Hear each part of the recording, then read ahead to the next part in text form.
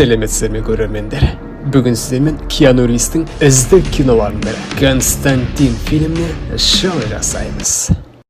Кино басында Мексикада ерігіп отырған екі жігіттің біреуі кенеттен жасырын шұңқыр тауып алып, нацистік туға оралған нәрсені ашса, пышақ тауып алады. Сол арада бір түрлі нәрсе болады. Ол орнынан тұра салып, досына мән бермей жүріп кетіп, трассаға шыққанда деп көлікпен өлердей соғысады. Бірақ адам емес, керісінше көліктің түгі қалмайды. Оның қолында мынандай символ пайда болады. Досы да біз сияқты не болып жатқанын түсінсе бұйырмасын. Жігіт түк болмағандай жүгіріп кетеді.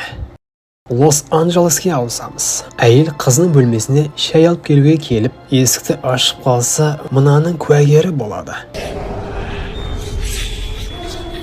Үрей бүкіл үйге естіледі. Көп ұзамай такси келіп, одан тасталынған темекінің артынан бір еркек түсіп, ішке кіріп, тағы да шылымын алып, оның таныс шіркеу қызметкері келіп, келгеніңе рахмет деп жоғары көтеріледі. Уайымсыз ішке кіріп, байлаған қызға күн сәулесін түсіріп, арнайы талисмандарды оған кезек-кезек түсіріп, біреудің көлеңкесі түскенде, оның жаны шығып кете жаздайды. Қасына келіп, жексырын, мен Константинмін деп, маңдайынан талисман басып еді, әбден қиналып, қимылсыз қалады. Жай мойнына құлағын қойса,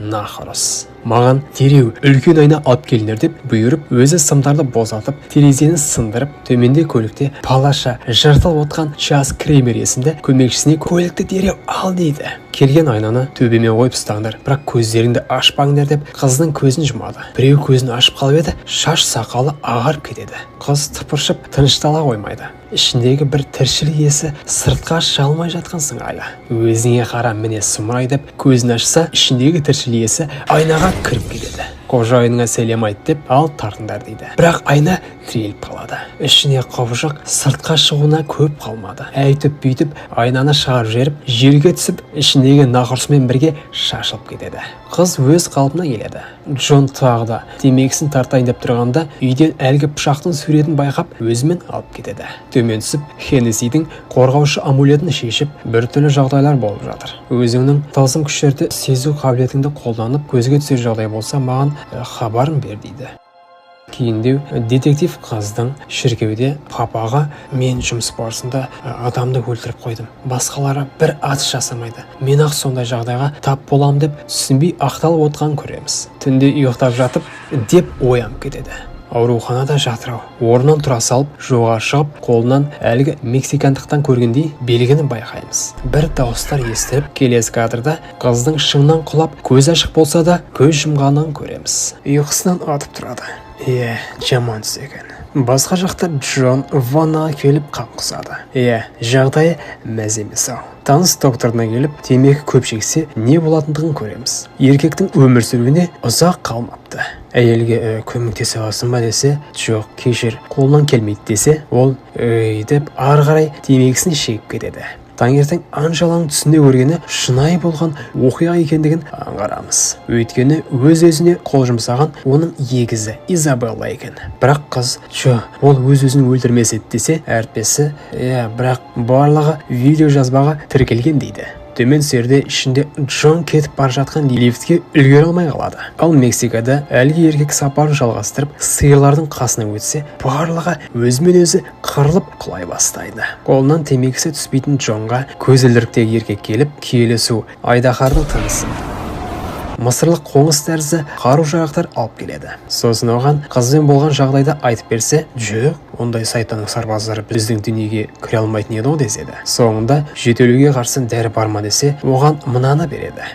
Кешке оның шәкірті бола алмай өліп жүрген Частың машинасымен шіркеу ма, кітапхана ма бір жерге келеді. Сөйтсе ол жерге Анжела да келіпті. Қыз оны лифттен көргенін есіне түсіреді. Қыз папаға келсе, Джон басқа біреуге келген сыңайлы. Әйелден першенкі сияқты қанаттар жайылады. Бірақ қап-қара. Оның есімі Габриэл екен. Мына жерде Анжела пападан егізінді шіркеу қағидаттарына сәйкес көмекші десе, папа, жоқ қызым, ол өз-өзіне қол жұмсады. Оны олай көме алмаймыз деп көнбейді. Джон мұнда әйелге сайтандардың күдікті қимылдарын айтып, артынша менің арғы дүниелік болатын күнім жақындады. Мен қанша әзәзілдің атармандарының көзін жойдым. Құдай сол үшін маған көмектесетін шығар десе Габриэл, ондай әрекеттер үшін марапат болмайды. Сен сенуің керек десе, мен сенемін. Жоқ, Джон, сен сенбейсің, сен бәрін білесің. Енді не істеймін? Туылғанымнан арғы дүниеліктерді көремін. Білесің ғой, неліктен өлім қажет? Шіркеуге келмеген үшін бе? Жоқ, Джон, сен күніне 30 шылым шеккендіктен өлесің. Өміріңді солай сүргенің үшін тозаққа аттанасың. Бұл тағдыр дейді. Құйып тұрған жаңбыр астында қызға әдемі ауа райы екен деп жүгіріп кетеді. Анда Хеннесси әртүрлі газеттерді трансқа түсіп, қолмен түртіп оқып шығып, ақыры Изабелла жайлы мақалаға келіп тоқтап қалады.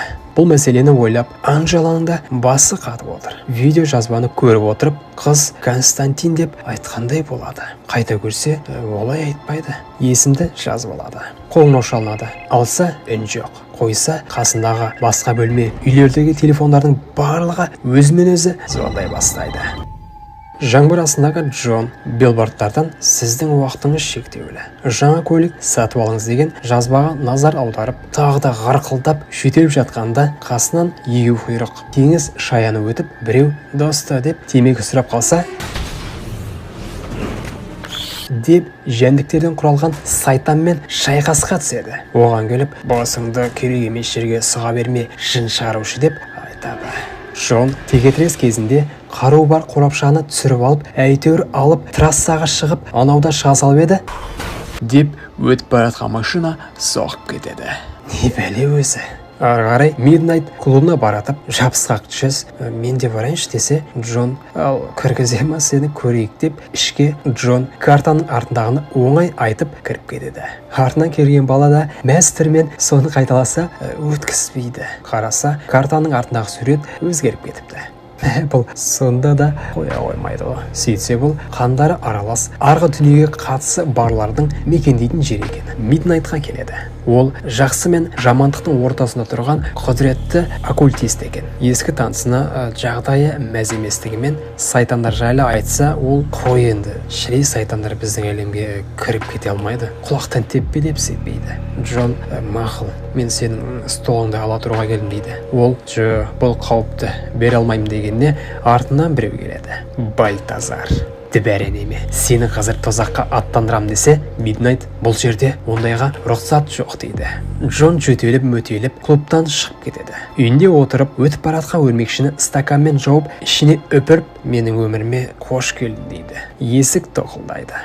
Ашса Анжела. Бос емесім деген соң, белгісін көрсетіп, іште сіздің экзорцизм, оккультизммен айналысатыныңызды білемін деп, егіз жайлы сөз етсе, енді егізіңіз псих аурухана жатса, солай қайтыс болатынына таң қалып тұрғаным жоқ. Қыз, ол алдын сайтандар жайлы көп айтатын еді десе де сенбейді. Анжела жынданып, әлгі өрмекшіні босатып ғайып болады. Сол мезетте сыртта біртүрлі көлеңкелердің ұшқалақтағын көріп, қызға жүгіріп келеді. Сөйлесіп тұрғандарында жарық ғажарлап, алыстағы лампаларды кезек-кезек өше бастайды. Дала түнек болып, бір нәрселер ұшып жүргендей болады. Қыз қаруын алса, тастай сал, пайдасы жоқ деп, бір тақуа әйелдің мүсінінің қасына келіп, оның да сәулесі сөнгенде көзіңізді жұмыңыз деп, мынаны істеп шобырған сайтандардың барлығы күлге айналып кетеді.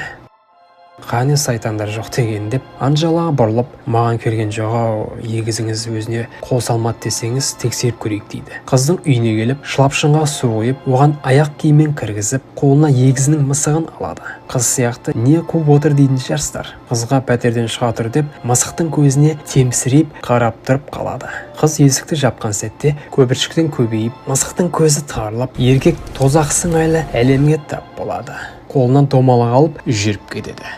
От пен күл аралас дүниеде түк жоқ сияқты. Бірақ төмен түсіп, азаптанып жатқан адамдарды көреміз. Сайтандар да жиыла бастайды. Ана жерде Изабелла секірейін деп тұр. Алғашқы сценалардағыдай қолындағысын алып тастай салады. Джон оны қағып алуға жүгіреді. Сайтандар да жылдамдатады. Ақыры зорға секіріп, қағазды ұстап алып, домалақты сындырып, біздің әлемге оралады. Үсті түтін. Қызға қолындағысын беріп, егізі өз-өзін өлтіріп, қарғысқа ұшырағанын айтады. Еркек арғы дүниеге барып келіп, қатты қарны ашып қалған сияқты. Хеннеси сол мезетте мәйітханаға кіріп, Изабелланың мәйітіне келіп, қолын ұстап қалса, дір ете қалады. Сұп-суық бөлмеде басынан түтіні шығып тұрған еркектің көзі кетіп қалып, қыздың қолынан әлгі қарғыс символы шығып, еркекпен бір нәрсе болып, ішімдігін ішейін десе, одан тамшы да ақпайды. Өліп тұрып, супермаркетке кіріп, ол жақтан да су ішейін десе, шынылардан да түк ақпайды. Ішке Бальтазар сықпай кіріп, кейіпкердің өліп жатқанына қарап тұр. Еркек ажал келген түсініп, қолына бір нәрсе салып, аузынан су ағып, арғы дүниелік болады. Мұнда Константин қызға өзінің қабілеттерін кішкентайынан алғанын. Соның кесірінен ата-анасы оны псих ауруханаға жатқызып, кейін өз-өзіне қол жұмсап, 2 минут бойы өліп жаттым. Бірақ тозақтағы 2 минут шексіздік сияқты сезіледі деп, сайтандар мен періштелер біздің әлемге кіре алмайды. Бірақ қаны аралас арғы дүниеліктер өмір сүре алады. Бір шарт бар. Олар ешкімге жақтаспай, шектен шықпаулары керек. Олай жасаса, мен оларды келген жақтарына жіберемін. Сайтандарды өлтіріп, жақсылыққа қызмет етсем де, мен темекі шегемін. Сондықтан өлсем, өз-өзіме қол жұмсаған болып, тозаққа аттанамын. Ал анда менің таныстарым бар деп, жан айқайын сипаттайды. Қыз, білесіз ба, кішкентай кезінде Изабеллада сіз сияқты көріністер көретін еді деп бастаған сол еді, қоңырау шалынады. Супермаркетке келіп, әріптестері қызға байғұс еркек ішімдікке тойып, уланып қайтыс болды деп хабарлайды. Джон болса, қайғылы көзбен ненің не екендігін бірден аңғарып, қасына келіп, қолындағы таныс белгіні байқап, Бимен деген досына қоңырау шалып, мынаны анықтап бер деп, қызға егізіңіз қайтыс болған жерді көрсет дейді. Бассейнде іліп алатын еш нәрсе жоқ. Қызға ол өлер алдын бір нәрсе тастап кеткен болар. Егізсіңдер ғой деп басын қырап еді. Қыз жоқ білмеймін деп тұрып, бұлай бір-бірімізге хат тастайтын едік деп терезеге үпіріп қалса, осындай символ шығады. Мұнда Библияның бір бөлігі екен. Әйтсе де ол тозақтың Библиясы. Онда не жазылған? Бимен кітапты ашып, ақыр заман орнап, сайтанның ұлы Мамон дүниеге келіп, мәңгі от жанады деп жазылған деседі. Суреттен әлгі белгіні байқайды. Жалғастыр. Мамонға бұл дүние келу үшін мықты медиум, яғни арғы дүниемен байланыса алатын адамның көмегі керек дейді. Сол мезетте Бименге қонақтар келгендей болады. Отырған жері тыпыршып, үрей пайда болады. Джонға біз саған сенеміз деп телефон қоя салып, оны екеуі басып берсе, байғұстың денесін шыбынғаттап жаны босанды. Арғы жақта мексикандық машинаға отырып, Лос-Анджелеске жақындап келе жатыр. Достарынан айырылып, мұңда отқан Джонға қыз келіп, негізі менде де ондай қабілет болған, бірақ мен оны қабылдамадым. Енді қайттан ашуға көмектесіңізші дейді. Джон, ескертейін, оны ашсаңыз қайтар жол жоқ. Арғы дүниеліктерді көрсеңіз, олар да сізді көреді. Қыз келіседі. Оны ваннаға алып келіп, қыз толық шешінейін бе? Джо, кіре беріңіз деп, оны суға батырады. Қыз біраз тұрып, ауа таусылып, шығайын десе, еркек оны жібермейді. Жан үшін қиналып, енді өлді-ау дегенде бір тамшы түсіп, ванна сынып, үсті түтін қыз шығады. Ол қабілетке иеленді. Өзімен өзі сәл мыңғырлап қосып кетіп, жаңағы өлген жерге келіп, бір нәрсе тауып алады. Бальтазар.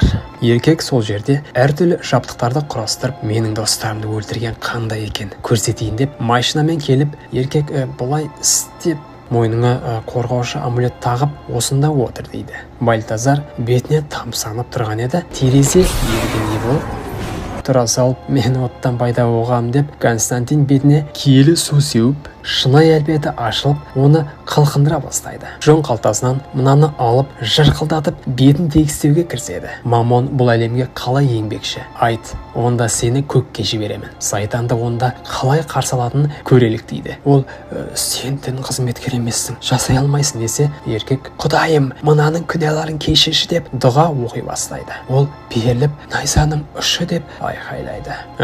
Рахмет, айтпақшы, мен күнәларды кешіре алмаймын. Салаң деп шығып баратса, шіреген, менің мақсатым қыз еді, сен оны бізге алып келдің, қайта саған рахмет деп оқ қадалады. Кеткен кезде күлге айналып жатқан Бальтазар, мен айтқанымдай істедім, келіскендей мені қайта тілтесің бе деп, бізге беймәлім кейіпкер оны шаңға айналдырып жібереді.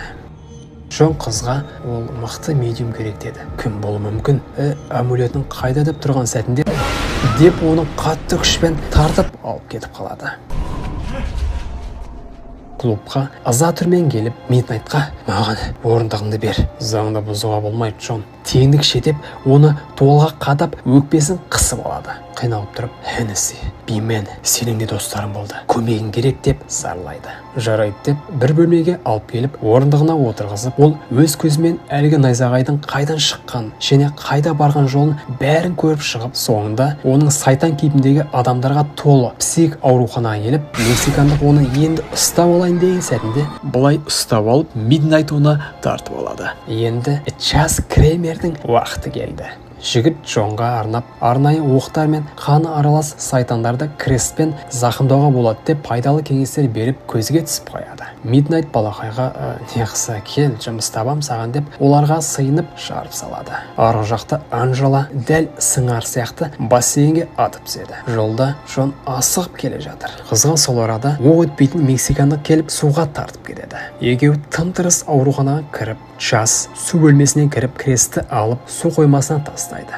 Джон есікті айғары ашып, мен Константин деп қаны араластарды өзіне қаратып, үстелге мініп тозаққа құрыңдар деп өрт сигнализациясын қосып, олар тек бірнеше секундтан кейін оның киелі су екендігін аңғарып, айқай майқалары шығып күйе бастайды. Киікке берілгендері жақсылап тұрып, жаңа қарумен сәтті сынақтан өткізеді. Шеттерінен күлге айнала бастайды. Соңғысына келгенде оғы таусылып қалып еді, көмекке ізбасары келеді. Балақай өсіп жатыр. Іште Анжеланы суда тұншықтырып, әйел арғы дүниеге өтіп кетеді.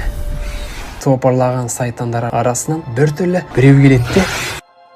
Іште бассейндегі денен қараса қыз емес, артына қараса міне қыз, бірақ тек денесі. Қыз ұстап алып, енді оны тұншықтырмақшы болады. Час көмек қолын созып, сыртқа шығарып, тақап тұрып, оған дұға оқып, әйтеуір дегенде оны есіне келтіреді. Қуаныш көпке созылмай, қыз тағы да қиналып, ішіне қараса, Джон ішін ұстап тұрып, дұға оқыса көмектеспейді. Сол сәтте жас балада қосылып, екеуінің талпынысы жемісін беріп, іштегі нәрсе кеткендей болады. Час, мен ғой деп жартылып үлгермеген сойды, белгісіз күш оны төмен жоғары соққылап ауыр жарақаттайды. Балақайдан да айырыламыз. Қаны қарайған еркек қолын шешіп, былай жасап, сені шақырамын деп поза қабылдап, сол мезетте төбеден Габриэл түсе келеді. Джон мұнда кімнің сатқын екендігіне көзі жетеді. Оны мойнына ұстап алып, сендер адамдар Құдай бергенге қанағат етпейсіңдер. Сендер тек өлім аузына келгенде кешірім сұрайсыңдар.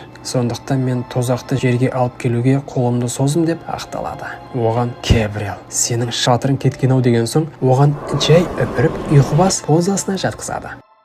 Әлі қалмаған еркек, Құдайым білем, саған ешқашан сыйынбадым, бірақ жалынам, маған назарыңды аударшы деп жердегі бір әйнек сынығын байқайды. Габриэл болса қызға келіп, іштегі сайтанның ұлы Мамонды өмірге алып келмекші. Джон екі қолын кесіп, бір нәрсе істемекші түрі бар. Сайтаналардың ұлы жай-жаймен туылам деп қояды. Константиннің қанағып, өлімі жақындағанда бір нәрсе болып, Габриэл әлгі пышақты қызға енді тығайын дегенде уақыт тоқтап қалады. Жерге тағы біреу түседі. Ақ киінген Люцифер, яғни сайтанның өзі. Джон, сенің жаныңды алу үшін өзім жеке келуді шештім деп, тіптен оған соңғы шылымын тартуға көмектеседі. Джон оған балаңды алып келейін дедің бе? Саған ұқсайды екен. Арғы бөлмеде Габриэл тағдыр пышағын қолданып, оны өмірге алып келейін деп жатыр десе, сенің кіремей бөлмеге жыртылып кіріп, қызды пышақтың ұшынан аман алып қалады. Габриэлге бұл әлем менікі болады, бірақ қазір емес деп, кеттік балам, үйге қайтамыз десе, Габриэл қазір сазайынды берем деп еді, оның соққысы шықпай қалады. Біреу сенің маған кедергі келтіргеніңді қаламайды-ау деп, ұлын ауылына қайтарып, сарының қанаттары жанып, бассейнге қадала кетеді. Темекі құмарға келіп, ал енді бұның үшін өміріңді құтқарайын десе, жоқ, Анжеланың егізі Изабелланың жанын тозақтан босат деп, жампеталық әрекет жасайды. Люцифер тілегін бір сәтте орындап, ал не отырсың, кеттік тозаққа жол тартайық деседі. Ысқырайып татып баратса, еркек өзімен өзі ауырлап жерге жабысып қалған сыңайлы. Сол сәтте нұр пайда болып, еркек Изабелланы құтқарып, жанын құрбан еткен үшін жұмаққа жол ашылады. Кетіп баратып, Люциферге мынаны көрсетіп ырза болып баратыр еді. Жоқ, менен оңай құтылмайсың, сен өлмейсің деп қолын бауырына тығып алып, оның темекіден пайда болған ісігін толығымен алып тастайды. Джон оянады. Анжеладан демін алып қайта тіріледі. Қызға келсе, Анжела рахметін білдіріп, оған жақындап, сол жақындағы пышақты алайын деп жатыр екен. Бассейндегінде ұмытыппыз ғой. Енді қанатсыз қарапайым адамға айналған Габриэл қаруды беріп, «Мә, енді өлтірсей ал» десе, Джон зік етіп, сін сындырып, осылай ауырады енді, сезетін боларсың» деп кетіп қалады. Кейіндеу қызбен шыңда тұрып, оған гүл алып келді ма десек, әлгі құрып кеткен пышақты беріп, мұнаны ешкім таба алмайтын жерге тық деп екеуі жақын тұрып, қыз өзі тартылып тұрғанның өзінде газды бәсеңдетеді. Жалғыз қалғанда әркімнің өз жолы бар. Бұны түсіну үшін 2 мәрте өліп тірілдім. Библиядағы Құдай не жазса соны көреміз деп қораптан никотиндік сағыз алады. Соңғы кадрда ол өзінің қайтыс болған шәкіртінің қабіріне келіп, оған өзінің от тұтатқышын қойып кеткен сойды, артынан қанат пайда болып, қараса Чес періште тәріздес кейіпте аспанға салды.